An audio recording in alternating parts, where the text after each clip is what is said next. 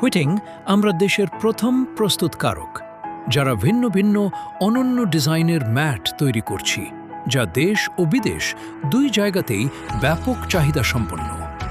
আমাদের কারখানা ময়মনসিংহের ভালুকায় অবস্থিত। আমরা দক্ষ ও অভিজ্ঞ জনবল দিয়ে কাজ করিয়ে থাকি এবং প্রতিটি পণ্য অত্যন্ত যত্ন সহকারে পরীক্ষা করে থাকি।